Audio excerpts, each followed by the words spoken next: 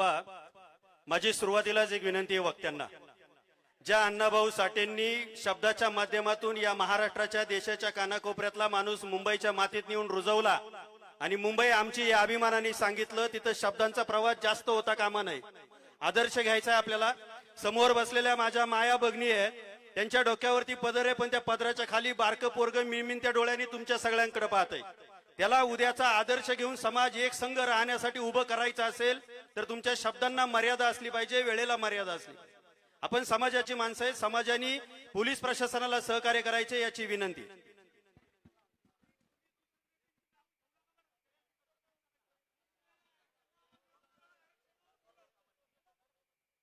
सर्व राष्ट्रपुरुषांना, महापुरुषांना नतमस्तक होतो.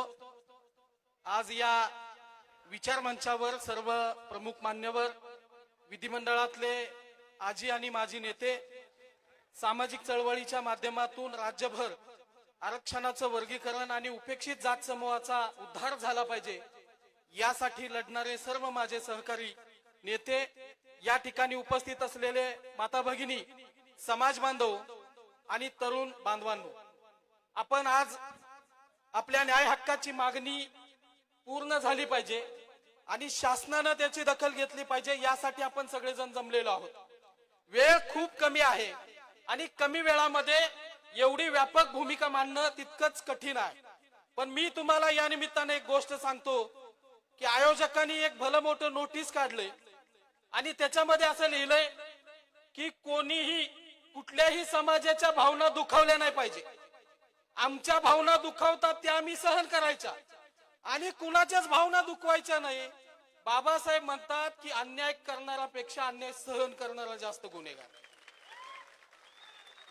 पण इथं झालेला हा सामाजिक ठराव आहे आणि तो मला मान्य आहे, म्हणून संवैधानिक शब्दानं पुढे जातो बांधवांनो की वर्गीकरण होत नाही तोपर्यंत आपल्याला मागे हटायचं नाही.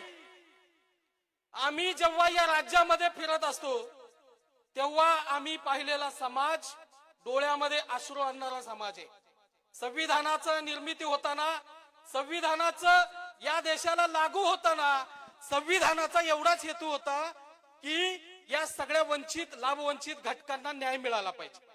आम्हाला का न्याय मिळाला नाही पाहिजे हे आमचं फक्त दुःख नाही. आमची माणसं, तळागाळातली माणसं, गावाच्या कुसाच्या बाहेर राहणारी गावखेड्यातली माणसं आजही एवढ्या मोठ्या प्रगल्भ राज्यामध्ये, देशामध्ये आणि आधुनिक युगामध्ये गरीब कशी काय आहे?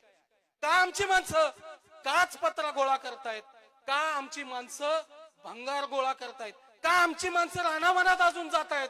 का आमची माणसं मजूर झालेली आहेत? आमच्यावर जो आरोप होतोय तो चुकीचा आरोप आहे, फेक नरेटिव्ह आहे. ते आमची माणसं शिकत नाहीत. शिकून सुद्धा आम्हाला या ठिकाणी संधी उपलब्ध होत नाही, म्हणून आरक्षण वर्गीकरण झालं पाहिजे हे आमचं या ठिकाणचं म्हणणं आहे. बांधवांनो, लक्षात घ्या की ज्या पद्धतीचा विरोध होतोय तो संवैधानिक आणि संविधानाच्या कृतीला अनुसरून असायला हवा होता.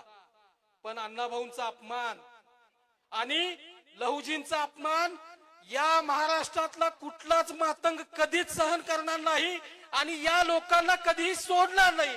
फक्त माझं या ठिकाणच्या आंबेडकरवादी मातंग समाजाला, माझ्या नेत्यांना विनंती आहे की आम्हाला तुम्ही बाबासाहेब सांगा पण महार सांगू नका.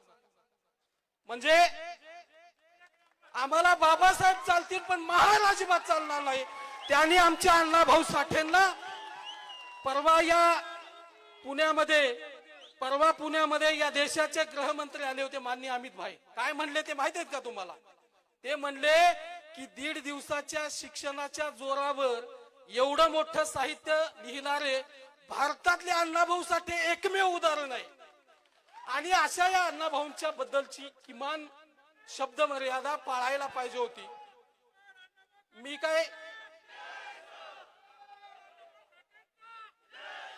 मी अजिबात भडकाऊ बोलत नाही, मला ते आवडत सुद्धा नाही. आमची लढाई संविधानाला अनुसरून आहे, शासनासोबत आमचं भांडण आहे आणि शासन आम्हाला देण्याच्या मानसिकतेमध्ये आहे. माननीय फडणवीस साहेबांनी 2 वेळा आपल्या मुलाखतीमधून व्यक्त केलेलं आहे की मी या मागे राहिलेल्या जात समूहाला न्याय देण्याच्या भूमिकेमध्ये आहे, वर्गीकरण करणार आहे. फक्त माझ्या गोरगरीब लोकांना न्याय मिळाला पाहिजे यासाठी जसं राजेश भाऊ घोडेंनी सांगितलं की हजारो मोर्चे काढायला लागले तरी सुद्धा आपल्याला मागे हटायचं नाही. मला याची जाणीव आहे की आमच्या खिशामध्ये पैसे नाहीत, आम्ही प्रस्थापितांसारख्या सभा घेऊ शकत नाहीत. आमची माणसं या ठिकाणी भुकेल्या पोटानं आणि तहानलेल्या घशानं या ठिकाणी आलेत. ते सैरवैर उन्हामध्ये बसलेत. आम्हाला लाज वाटते की आम्ही सावलीमध्ये बसलोय बांधवांनो, पण हा संघर्षाचा लढा आहे आणि हा वर्गीकरणानंच थांबणार आहे. या ठिकाणी एक गोष्ट फक्त सांगतो की सामाजिक ऐक्य तुटू देऊ नका, 59 जातींना फूट पडू देऊ नका असं म्हणलं जातं, पण सामाजिक ऐक्य 2 भाऊ 59 भाऊ दिसायला सारखेच दिसले तेव्हाच होईल. नाही तर एका भावाची कापडं चांगली आणि एका भावाची फाटलेली कापडं, हे काही सामाजिक न्यायाचं उदाहरण मला वाटत नाही बांधवांनो. म्हणून मी जास्त वेळ आपल्या सगळ्यांचा घेणार नाही. अतिशय महत्वाच्या आणि मोठ्या नेत्यांना आपल्याला बोलायचंय, तुम्हाला त्यांना ऐकायचंय. मला मुंबईच्या दिशेनं जायचंय. अमित भाऊ आणि आपले विष्णू भाऊ सुद्धा पब्लिक मध्ये बसलेले आहेत. लक्षात घ्या, मी शेवटचं एक वाक्य सांगतो, सगळ्यांनी इकडे लक्ष द्यायचंय. इकडे तिकडे फिरत असलेले मांग इकडे लक्ष द्या की आपला सामाजिक न्याय मिळवायचा असेल आणि अशा असंख्य मागण्या जर पूर्ण करायच्या असतील तर आमदार अमित गोरखेंना सामाजिक न्याय मंत्री झाला पाहिजे का नाही?